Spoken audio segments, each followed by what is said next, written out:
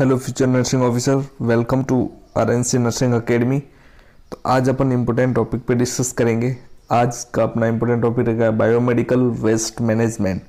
काफ़ी important topic है exam के पॉइंट ऑफ व्यू से, जो हर एग्ज़ाम के अंदर क्वेश्चन बनते हैं एंड स्किल टेस्ट में भी इसके बारे में इसके बारे में पूछा जाता है। तो आपको याद रखना है इसके बारे में। तो मैं आपको इसके बारे में इम्पोर्टेंट क्वेश्चन बनते हैं वो भी बताऊंगा और साथ ही साथ पूरा एक्सप्लेन करूंगा बायोमेडिकल वेस्ट मैनेजमेंट क्या होता है, एम क्या होते हैं, इसका मैनेजमेंट कैसे करेंगे एंड कलेक्शन कैसे करेंगे, सब वन बाय वन डिस्कस करेंगे। तो चलते हैं फर्स्ट बायोमेडिकल वेस्ट मैनेजमेंट। ये बायोमेडिकल वेस्ट मैनेजमेंट में रूल आया था 1998 को। यह रूल आया था बायोमेडिकल वेस्ट मैनेजमेंट। क्वेश्चन पूछा जाए कि बायोमेडिकल वेस्ट मैनेजमेंट कब आया, तो 1998 में आया था। फिर इसको बाद में रिवाइज किया 2016 में, इसको रिवाइज किया था 2016 में इसको रिवाइज किया गया है। तो क्वेश्चन पूछा जाए इन दोनों के बारे में आपको बताना है। इसके मेन एम क्या होते हैं, तो मैंने ट्रिक के साथ में लिखा हुआ है 3D से आपको याद रखना है। Disinfect and disposable and drainage, इससे आपको याद रखना है 3D। एंड आपको इसके बारे में याद रखना है। यहाँ आप 4D के थ्रू ही आप याद रख सकते हैं। 4D एक ऑप्शन मेरी तरफ से मैंने जोड़ा है कि डिक्रीज इन्फेक्शन रेट, क्योंकि इसका एम अपना यही रहता है कि इन्फेक्शन को कम करना मोस्ट ऑफ। तो ये एम आपको बता के चलना है, ये याद रखना है। नेक्स्ट चलते हैं हॉस्पिटल वेस्ट। अब हॉस्पिटल वेस्ट के अंदर क्वेश्चन पूछा जाए कि जनरल वेस्ट कितना होता है, तो 85%। BMW बायोमेडिकल वेस्ट होता है 10% एंड रेडियो एक्टिव जो वेस्ट होता है वो था 5%। तो टोटल 100% होता है। 85 जनरल वेस्ट, BMW 10 और रेडियो एक्टिव 5। अगर क्वेश्चन पूछा जाए डेवलपिंग कंट्री के अंदर जनरेट वेस्ट पर डे पर बेड पे कितना वेस्ट होता है, तो 1 to 4 kg पर डे एक बेड से ये होता है। अगर अप्रॉक्स वन आंसर पूछा जाए वन टाइम, तो 2 kg। अपन अगर रेंज में पूछा जाए तो 1 to 4 kg, नहीं तो 2 kg आपको याद रखना है। अब मैनेजमेंट में इसके 3 प्रोसेस होते हैं: collection and segregation, storage and transportation, safe treatment and safe dispose. Next इसके बारे में डिस्कस करते हैं कलेक्शन। अब कलेक्शन में मोस्ट ऑफ इसमें आपको बैग के बारे में पूछा जाता है। तो बैग आपको याद रखने हैं। तो रेड बैग होता है, येलो बैग,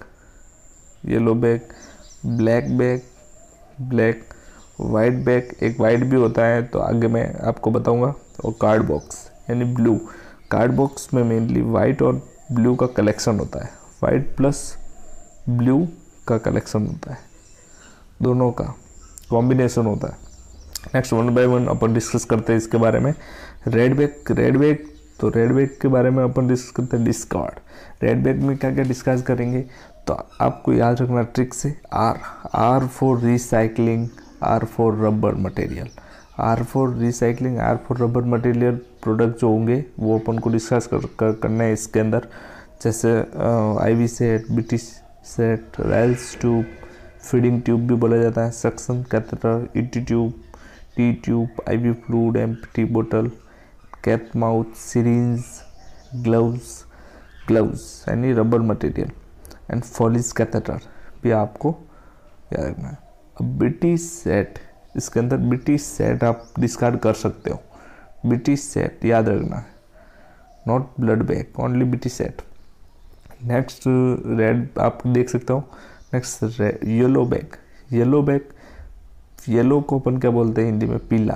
तो P4 पीला, P4 पस मीन्स इन्फेक्शियस एजेंट आपको डिस्कार्ड करने हैं इसके अंदर। जैसे dead WBC, infectious material, anatomical body part discard करेंगे इसके अंदर। एंड लैब वाइल होती है वो भी आप इसके अंदर डिस्कार्ड कर सकते हैं। एंड इन्फेक्शियस PPE किट, जैसे अभी आप ट्रेंड चल रहा है कोरोना का, तो कोरोना के जो भी अपन पीपी पहनते हैं वो सब डिस्कार्ड करेंगे येलो बैग के अंदर। Cap, face mask, gown, face shield और कॉटन बैंडेज, ड्रेसिंग के जो मटेरियल होते हैं वो आपको इसके अंदर ही डिस्कार्ड करें, कॉटन स्वैब वगैरह। एंड एक्सपायर्ड मेडिसिन भी आपको येलो बैग के अंदर डिस्कार्ड करनी है। तो क्वेश्चन पूछा जाए एक्सपायर्ड मेडिसिन किसके अंदर डिस्कार्ड करते हैं? येलो बैग के अंदर। और मोस्ट डेली एम्स में एक बार क्वेश्चन पूछा था साइटोटॉक्सिक ड्रग होती है वो किसके अंदर डिस्कार्ड करते हैं? तो वो करते हैं येलो बैग के अंदर। पहले ब्लैक में करते थे और अभी येलो बैग में करते हैं। नेक्स्ट ब्लड बैग्स, अब वहाँ पे क्या था, रेड में ब्लड बीटी सेट और यहाँ पे ब्लड बैग्स डिस्कार्ड करेंगे येलो बैग के अंदर। नेक्स्ट वाइट, जैसे वाइट देख सकते हैं आप, वाइट बैग, वाइट में क्या डिस्कार्ड करेंगे? Sharp waste, all type needle, जैसे स्पाइनल नीडल हो गई, सिरिंज की जो नीडल होती है वो, हर तरह की जो नीडल होगी, शार्प इंस्ट्रूमेंट वो डिस्कार्ड करेंगे वाइट के अंदर। पंचर प्रूफ कंटेनर चाहिए, इसके अंदर क्या लेना है? Puncture proof container, prevent from needle prick injury. Puncture proof लेने का पर्पज़ यही होता है कि प्रिवेंट कर सकते हैं नीडल प्रिक इंजरी को। Most common needle prick injury कौन सी होती है? क्वेश्चन पूछा जाता है हर एग्ज़ाम के अंदर। तो SCP मतलब हेल्थ केयर प्रोवाइडर को कौन सी होगी? जैसे नर्सिंग स्टाफ हो गई या डॉक्टर्स, जो भी हेल्थ केयर प्रोवाइडर होगा, अगर वो ब्लड ग्लूकोज असेसमेंट कर रहा है, ब्लड ग्लूकोज चेक कर रहा है, तो उसके अंदर मोस्ट कॉमन इंजरी होने के चांसेस रहते हैं। सेकंड प्रायोरिटी पे रहता है रिकैपिंग नीडल। तो रिकैप कभी नहीं करना चाहिए, क्योंकि रिकैपिंग में भी बहुत सारों को नीडल प्रिक इंजरी होने के चांसेस रहते हैं। Next after needle prick injury then wash. अगर नीडल प्रिक इंजरी हो जाती है तो उसके अंदर फर्स्ट आपको क्या करना है? वॉश करना है साइट को रनिंग वाटर के अंदर। And then inform infection control को इन्फॉर्म करना है। And start ART, anti retroviral therapy start की जाती है। 3 ड्रग्स होती है इसके अंदर most of within 72 hours. तो ये क्वेश्चन पूछे जाते, गोल्डन क्वेश्चन है, ये एग्जाम में पूछा जाता है फॉर 28 डेज कि अगर ART में कितनी ड्रग्स का कॉम्बिनेशन होता है, तो 3 ड्रग्स कितने टाइम में यूज़ स्टार्ट करनी चाहिए? 72 आवर्स। एंड कितने टाइम के लिए करनी चाहिए? तो 28 डेज। काफ़ी important. Next cardboard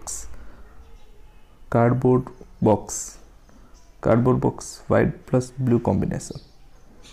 crack glassware example ampoule and while का जो वाइल होती है, क्रैक ग्लासवेयर मतलब जो ब्रोकन ग्लासवेयर होते हैं जो क्रैक हो जाती है, वो अपन ब्लू के अंदर डिस्क्राइब करेंगे। अगर vial not cracked then discard, red box के अंदर डिस्कार्ड करनी। तो ये आपको याद रखना है, पूछा जाता है एग्जाम के अंदर।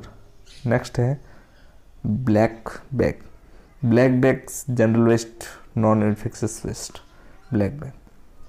अब मैनेजमेंट, तो मैनेजमेंट से भी क्वेश्चन पूछे जाते हैं। तो मैनेजमेंट में आपको क्या करना है? सबसे पहले इंसिनरेशन मोस्ट कॉमन मेथड है, बर्निंग के द्वारा यूज़ किया जाता है। इंसिनरेशन आप देख सकते हैं, ये पूरा प्रोसेस होता है, प्लांट लगा हुआ होता है। Convert in small amount cause air pollution, most common method होता है हॉस्पिटल का। यूज इन स्मॉल स्केल, तो क्वेश्चन पूछा जाए कि जो इंसिनरेशन होता है वो कौन सी स्केल पे काम करता है? तो स्मॉल स्केल पे।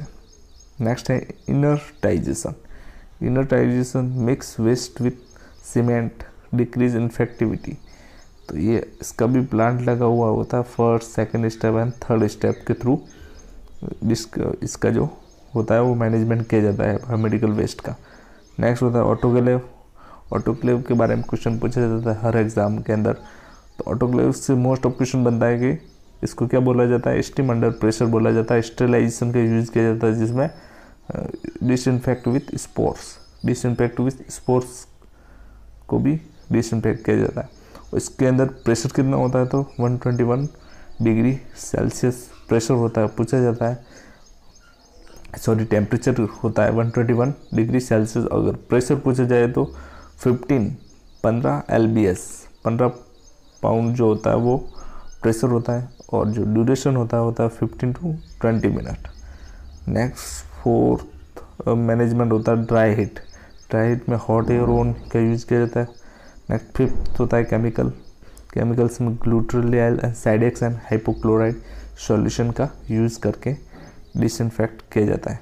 नेक्स्ट लास्ट स्टेप जो होता है वो होता है रेडिएशन डंपिंग के थ्रू यूज किया जाता है। Radiation use in community area and large scale पे यूज किया जाता है। तो क्वेश्चन पूछा जाता है कौन से स्केल पे करते हैं इसको डिस्कार्ड, तो लार्ज स्केल पे। आई होप आपको समझ में आया होगा। तो चैनल को लाइक करें, शेयर करें और सब्सक्राइब करें ताकि अच्छे वीडियो में आपके लिए और लेके आऊँ।